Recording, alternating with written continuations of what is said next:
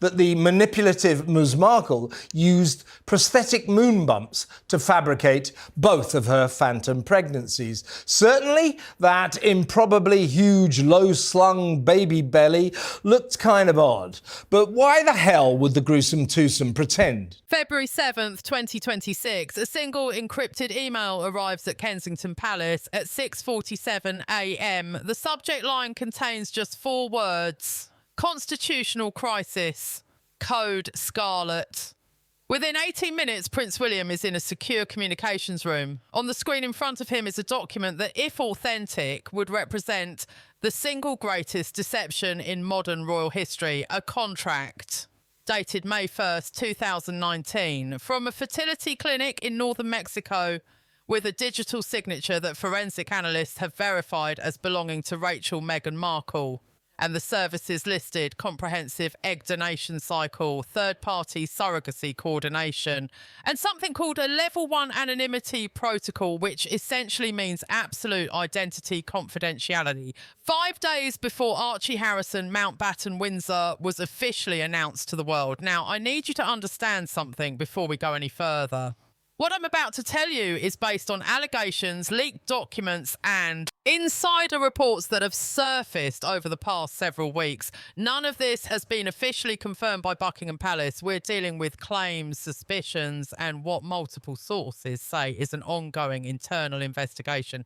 But if even half of what's being reported is true, then the entire line of succession has just been fundamentally challenged, and Prince William is at the centre of an investigation that he personally initiated after discovering evidence he could no longer ignore. So let's start from the beginning, because this story doesn't begin in February 2026. It begins years earlier, with questions nobody in the palace wanted to ask out loud. When Archie was born on May the 6th, 2019, the announcement came with all the expected royal fanfare.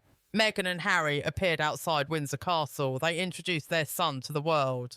And shortly after, a photograph was released that became instantly iconic. Queen Elizabeth II and Prince Philip sitting beside Meghan, who's cradling baby Archie. It's a beautiful image, a modern royal family, 3 generations together, published everywhere, used in Commonwealth educational materials, displayed on commemorative stamps and currency. It became proof, visual proof, that the monarchy had embraced this new chapter. But according to sources, that photograph has now become the centrepiece of what's being called an existential constitutional crisis. Because in early January 2026, that photo was reportedly reanalysed by MI5's digital forensics unit, and what they found was deeply troubling. The lighting on Meghan and the baby didn't match the natural shadows on the Queen and Prince Philip. The Queen's eyeline appeared to veer away from the child. Under advanced pixel analysis, there were noise matches suggesting different photographic sources, and most damningly, studio-grade diffused lighting was detected on Meghan's portion of the image, while the rest aligned with Windsor Castle's natural window lights. Advanced 3D geometric tracking software, the same technology used to detect deepfakes in criminal cases, was applied. The results showed inconsistencies in depth of field that suggested composite layering. Different parts of the photo appeared to have been taken at different times in different locations and then digitally merged. The conclusion: this wasn't just retouching. This was what they're calling a layered digital fabrication, a constructed image designed to show something that never actually happened. Think about what that means. If accurate, the crown was used to validate what may have been a completely staged moment. The Queen's image, her authority, her trust, all potentially weaponised to give credibility to something that wasn't what it appeared to be. When Prince William was shown this analysis, sources say he went silent for nearly a full minute. He studied the technical breakdown, reviewed the metadata timestamps, and then asked one question: what else don't we know? What followed was the formation of what's being called the Black Room meetings. Closed-door sessions at Kensington Palace, no press, no Wi-Fi, no recordings. Cell phones surrendered at the door. Participants required to sign enhanced non-disclosure agreements with criminal penalties. Just William and a small team going through everything they could find about Archie's birth. The team reportedly included an MI6 financial analyst, a constitutional law expert from Oxford, a senior obstetrician, a digital forensics specialist, a Royal Archives representative, and Princess Anne, who'd been privately expressing concerns for years. And what they found was a pattern of deviations from standard royal protocol that, taken together, formed what one advisor called a mosaic of omission. First, no signature from a royal obstetrician. Every royal birth in modern history has involved specific medical professionals on record. With Diana's children, doctors' names were publicly announced. With Catherine's children, we knew exactly which physicians attended. With Archie, nothing. No doctor's name released, no medical professional came forward. The statement simply said Meghan had safely delivered a son. But delivered by whom? Where exactly? Complete silence. Second, no formal bulletin posted at Buckingham Palace. This is constitutional protocol going back centuries. When a child is born in the line of succession, a signed bulletin from attending physicians is placed on an easel outside the palace. With William and Catherine's children, this was followed precisely. With Archie, that tradition was skipped. Explained as wanting privacy, but a signed medical bulletin isn't just tradition. It's verification. It's evidence that can be authenticated and archived. Third, no hospital footage. Catherine appeared on the Lindo Wing steps hours after each delivery. Yes, Meghan wanted privacy, and that's valid.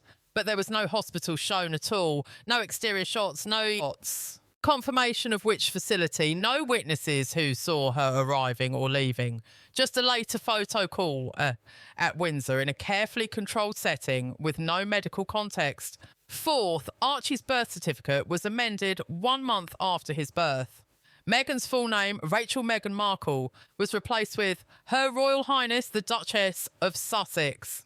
Legal experts in surrogacy law point out such changes are frequently made to obscure the identity of an egg donor or gestational carrier. No such alteration was ever made for Diana or Catherine's children. This was unprecedented. According to sources close to William, that's when he started asking harder questions. This wasn't about privacy preferences, this was about constitutional integrity. Then came the financial evidence. Forensic investigators traced a wire transfer, $500,000 US, originating from a Delaware-based shell corporation with links to Meghan, the destination of fertility clinic in northern Mexico called Centro de Maternidad Fuente. The date?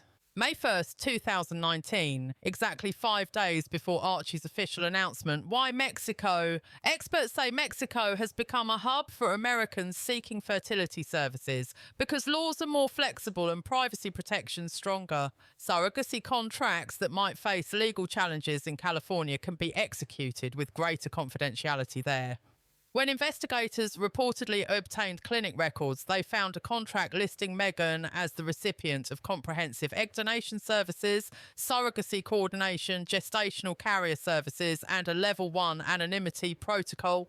The signature was authenticated via blockchain timestamping, not a pseudonym, not an assistant, Rachel Meghan Markle. Digitally signed with encryption keys that forensic analysts say match other verified signatures. We don't have independent verification of these documents. The palace hasn't officially confirmed any of this, but multiple sources report this contract exists, has been authenticated, and is now part of an internal investigation. If real, the implications are staggering. This wouldn't just be personal deception about family planning. This would be institutional betrayal.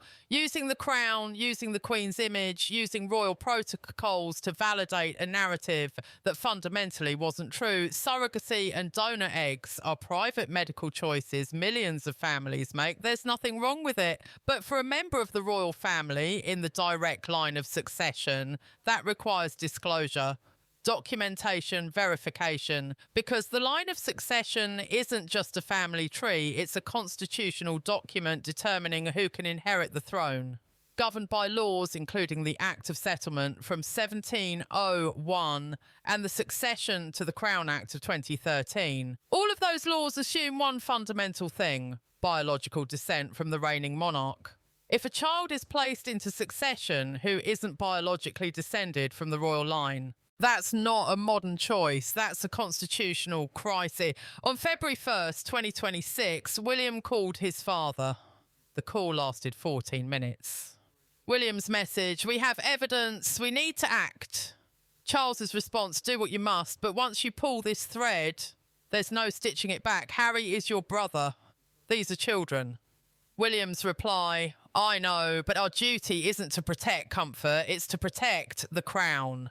If Archie's birth raised questions, Lilibet's existence detonated them. Born June 4th, 2021 at Santa Barbara Cottage Hospital, or so claimed, Lilibet Diana was presented not with royal ceremony, but with a press release to American media outlets. The statement was brief. A name, a time, a hospital. But notice what's missing: everything else. No hospital appearance, no photographs of Meghan pregnant.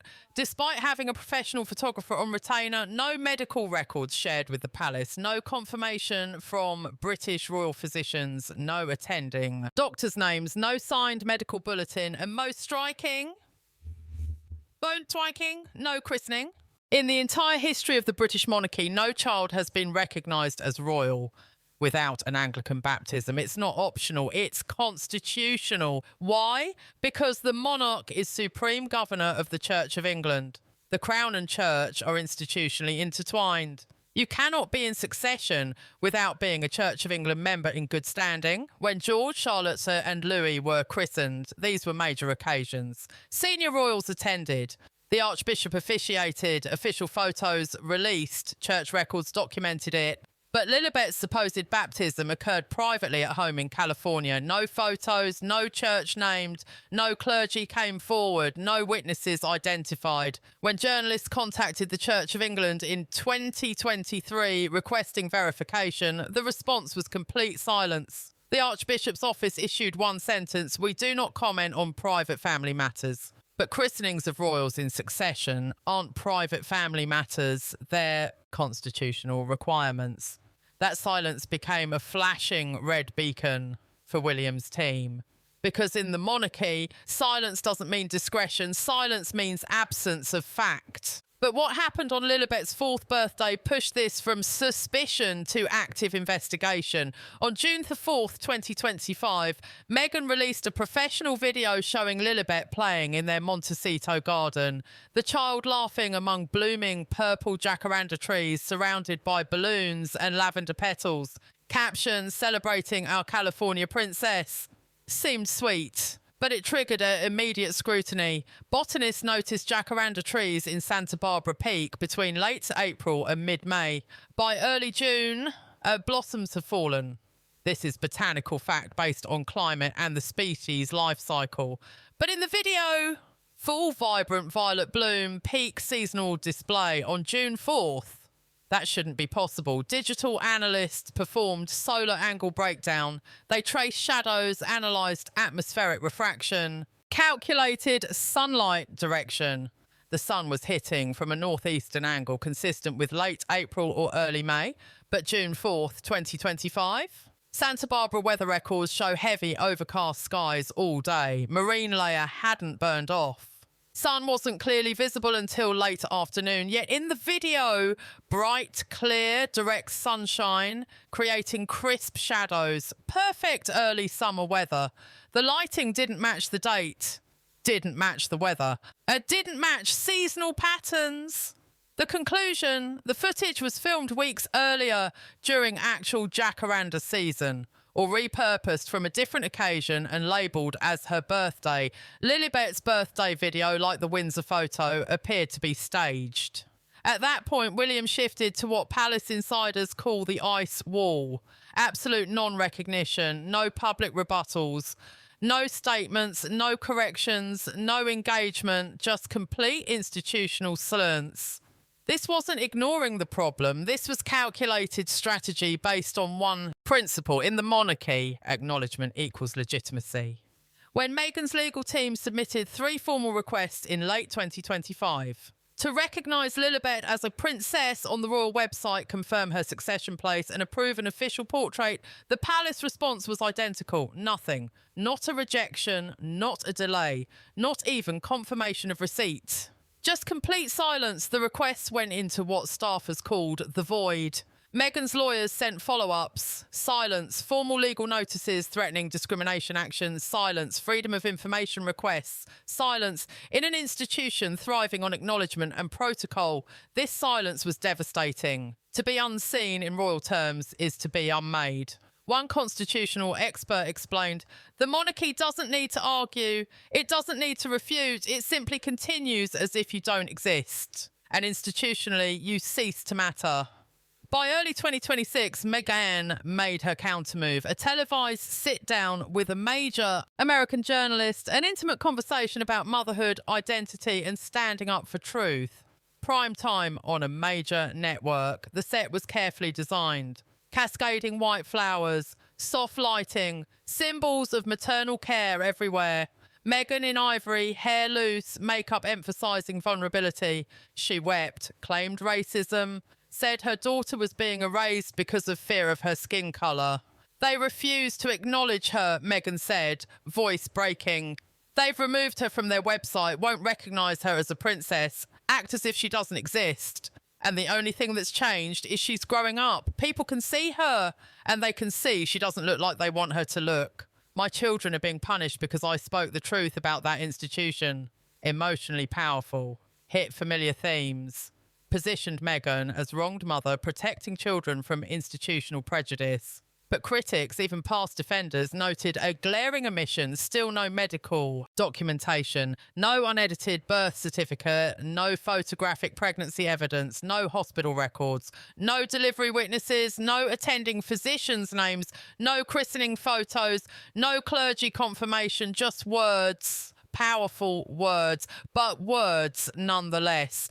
Words against data, against weather records, against botanical facts, against constitutional requirements, against centuries of tradition. And people started asking, if this is about racism, why not simply provide documentation that would end all questions immediately? One birth certificate, one baptism confirmation, one medical record.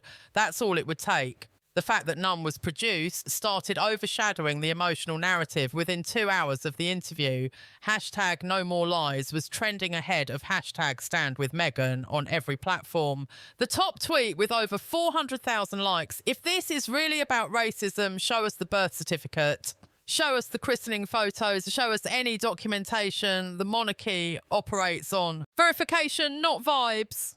A prominent black British journalist wrote, as a WOC, I'm tired of racism being used as a shield against legitimate questions. Documentation isn't racist. Verification isn't racist. This actually hurts real conversations about real racism. Users shared side-by-side comparisons. Kate leaving hospital hours after birth versus Meghan with no hospital documentation. George, Charlotte. Lewis's christening photos versus no baptism images, traditional announcements with medical signatures versus Sussex press releases. The narrative was slipping away. Then came what sources describe as a coordinated exodus. Netflix quietly cancelled a rumoured docu-series about Meghan's royal motherhood experience. The placeholder page disappeared. Deal removed all promotional material featuring Meghan. A planned Sussex and Silk spring collaboration was shelved indefinitely. One luxury skincare brand issued a pointed statement. We support transparency and maternal empowerment. All mothers deserve truth. All children deserve verification. Even in Hollywood, tides were turning, and then the most haunting silence. Prince Harry, he hadn't appeared publicly since mid-January. Reports surfaced he'd stopped residing full-time in Montecito. Neighbours saw him less. Security patterns changed. Royal security insiders confirmed Harry made 2 quiet London visits. Both unannounced. Both without Meghan. Both with extreme security to avoid press. One trip reportedly included a private meeting with Princess Anne near Sandringham and delivered a full copy of William's investigation findings. The meeting was described as emotional and tense. Another visit was to an undisclosed royal chapel where a groundskeeper saw Harry kneeling alone for over an hour. He looked like a man carrying the weight of the world. During this period, Harry received the final documents, the Mexican clinic contracts, the forensic photo analysis, hospital staff testimonies, financial records, the jacaranda, video analysis, everything. What he said after remains unknown. But what's telling is what he didn't do. No rebuttal, no public defence of Meghan, no statement calling the investigation racist, no appearance at her side for the interview. He simply disappeared from view. One former military friend told reporters, Harry's in an impossible position. If he defends Meghan, he's defending what evidence suggests is indefensible. If he turns on her, he destroys his family. So he's chosen silence, but silence is its own answer. On February 3rd, 2026, William submitted a classified report to King Charles and the Privy Council. The report allegedly included metadata analysis of the jacaranda video showing April filming, not June 4th. Solar positioning data, weather verification from 3 meteorological sources, botanical expert testimony. Testimonies from Santa Barbara hospital staff noting an entire maternity wing sealed with private security on June 4th, 2021. No royal physicians present. No British embassy officials. Unknown medical personnel managing everything. Staff seeing a woman matching Meghan's description arriving normally, carrying a handbag with no visible signs of imminent delivery. One nurse. She looked like she was there for a meeting, not to have a baby. A statement from a source close to Harry confirming he wasn't present in the delivery room. Harry arrived after the birth supposedly occurred. He later told friends, I got there and they told me I had a daughter. I didn't see her be born. Another financial record linking payment to the same Mexican clinic. Smaller but marked paediatric aftercare services dated June 2021. The same clinic, the same arrangement for both children. The conclusion, Lilibet Diana Mountbatten Windsor cannot be verified under Crown succession laws without birth documentation meeting royal standards, without ecclesiastical baptism confirmed by Church of England authorities, and without verifiable biological lineage. She cannot be recognised in the line of succession. Final paragraph. This recommendation is made not with anger, not with family prejudice, but with sole consideration of constitutional integrity. The Crown cannot be built on unanswered questions. William signed it. Let the silence stand. The aftermath wasn't explosive. It was glacial. Exactly how William wanted. While Meghan prepared her media offensive, the palace executed the strategy of invisibility. Royal website editors received quiet instructions. Archive all references to Archie and Lilibet. Not delete. That would be noticed. But archive. Move to historical sections, make harder to find. Within weeks, you had to actively search for mentions on official platforms. They weren't featured on succession graphics. Not included in family holiday photos. Their birthdays passed without palace acknowledgement. Invitations to ceremonial events were reviewed. Trooping the colour documents listed the Sussexes as potential attendees, but made no mention of children. Seating charts had no positions for Archie or Lilibet. Legal memos confirmed that without verified lineage or baptism, neither child could be included in state functions, receive sovereign grant security, or be presented as royal family members. One aide told colleagues, engagement is acknowledgement, acknowledgement is leverage. Silence removes them from the equation entirely. On February 6th, the day before the Privy Council vote, a final memo circulated within royal legal chambers. Without medical verification meeting standard royal protocol, without ecclesiastical confirmation from recognised Church of England authorities, and without Crown consent, the children of the Duke of Sussex cannot be legally recognised as legitimate heirs under the Sovereign Succession Act. The decision is not moral, it is constitutional. The memo was signed by the Constitutional Advisers, College of Arms representatives, the Archbishop's Legal Counsel and the Attorney General's Office. William added one line, let the silence stand. On February 7th morning, a sealed envelope was delivered to the Lord Chamberlain. Inside were 3 documents. First, the certified surrogacy contract from Mexico bearing Meghan's digital signature. Blockchain time-stamped May 1st, 2019. Second, a 47-page forensic analysis of the manipulated Windsor photograph. 3 independent labs reached identical conclusions, composite fabrication. Third, William's formal recommendation advising full institutional severance of royal recognition for both children. At 11 a.m, the Privy Council convened at St James's Palace. Present, Lord President, Archbishop of Canterbury, Constitutional Advisor, Ministry of Justice, legal reps, Prince William, Secretary of State for Home Department, College of Arms members, Attorney General absent, Prince Harry, any Sussex legal counsel. They'd been invited, given opportunity to present evidence, invitations went unanswered, no televised proceedings, no recordings, no public transcripts. William began, "This is not vengeance against my brother, not punishment of children. This is reaffirmation of the Crown's foundational principles, verifiable bloodline, institutional transparency, constitutional duty above personal emotion." He presented the findings summary, medical protocol deviations, missing documentation, financial evidence, digital manipulation, no Church of England baptism confirmation. The Lord President asked, "Is there countervailing evidence justifying continued recognition?" Silence. One advisor asked about precedent. William, "The Crown has removed adults for constitutional violations, but this is unprecedented because it involves questions of fundamental verification. We're not removing them. We're acknowledging they were never properly established as heirs." The Archbishop raised whether retroactive documentation could be considered. William, "Had such documentation existed, it would have been provided years ago.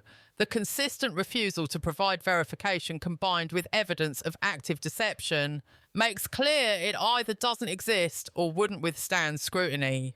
The Crown cannot operate on hope. We must act on facts."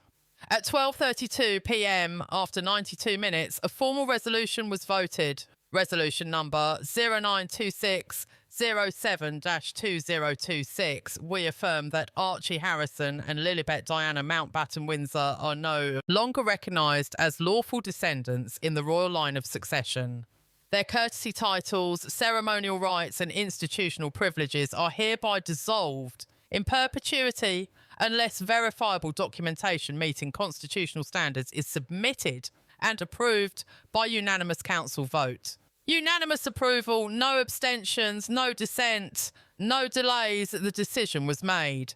That afternoon, without issuing any statement, King Charles appeared on Buckingham Palace's front balcony at 4:15 p.m, flanked by William, Catherine and their 3 children. George, Charlotte and Louis waved to crowds. No speeches, no statements, no press briefings scheduled. Just smiles, waves, a family on a balcony, a visible line of succession, documented and verified, unshakable in message. Within an hour, the image was on every news website worldwide. Headlines varied, but substance was identical. The new royal family, 3 generations, future of monarchy on display. Palace sends clear succession message. Not a word about Harry or Meghan. Not a mention of children who days before were listed in succession. They had simply ceased to exist in royal terms. The clearest signal the monarchy could give without saying a word. The future was here and it did not include the Sussexes. The silence was louder than any statement. Sources confirm King Charles intends to introduce the Succession Integrity Act. Core tenets reportedly include all individuals in top 10 succession positions must submit independently verified DNA lineage by age 18. Individuals must be baptised within Church of England under public rites officiated by senior bishops. Private ceremonies insufficient. Royal heirs must be born in state-approved facilities with records accessible to Crown auditors. Any attempt by omission or deception to pass a non-biological child into the royal line results in permanent removal and title revocation. Once disqualified, no reinstatement petition without unanimous Privy Council, sovereign and Archbishop consent. William privately called it the sealant. This closes the hole. No one else will smuggle falsehood into our bloodline. That same day, a handwritten letter arrived from Harry, described as honest, anguished and unresolvable. Harry reportedly didn't refute findings, didn't demand reinstatement, but asked one thing: please don't erase their names from the family tree. Whatever Meghan did or didn't do, don't punish them by pretending they were never here. But the council had ruled when the Act passes, Archie and Lilibet will be removed from official documentation, ceremonial inclusion, public records, future state functions. They will not be invited to jubilees, won't appear in Commonwealth registers, won't be seated at Westminster Abbey. Private children of a former royal, nothing more. Meghan's team attempted one final move, relaunching her lifestyle brand American Orchid under Royal Spirit California Soul. Within 48 hours, the website was flooded with backlash. Social campaigns accused her of commodifying titles she no longer had right to use. The brand went offline, sponsorships fell through. A planned TED Talk was cancelled. When asked by paparazzi if she'd continue fighting, Meghan responded, "They can't erase my motherhood." Archie and Lilibet at 6 and 4 remain unaware of events unfolding around them. Their legal identities have reportedly shifted from royal heirs to private American citizens. They'll grow up in California, not Britain. Private schools, not Eton. No sovereign grant security, no titles, no privileges. Unless a future monarch reverses course, and the Act reportedly allows no such path, they'll live outside the House of Windsor. Titles revoked, public roles non-existent, history debated, but no longer part of Britain's future. At sunset February 10th, the Union flag flew over Buckingham Palace as usual, but one change was noted by royal symbolism experts. For the first time since 2019, official communications displayed the pre-Sussex coat of arms without Meghan's heraldic device or Sussex styling references. Quiet, permanent, done. This is not punishment, an insider said. This is preservation. The story of Meghan, Harry and children, once poised to redefine royal modernity, will be told for decades. A story of ambition and emotion, trust extended and withdrawn, a monarchy tested and reaffirmed, and two children whose names echo through royal halls but now belong to another world. "We are not casting out a brother," William told the council. "We are protecting the throne." In the end, the monarchy didn't rage. It simply stopped recognising. And in that silence, the loudest message: some institutions are older than emotion, some duties heavier than love, and some lies once discovered cannot be undone by tears or interviews or carefully curated posts. The crown bends, but it does not break, and Prince William has become the guardian his grandmother knew he'd need to be. Not loud, not cruel, just immovable, because that's what duty demands.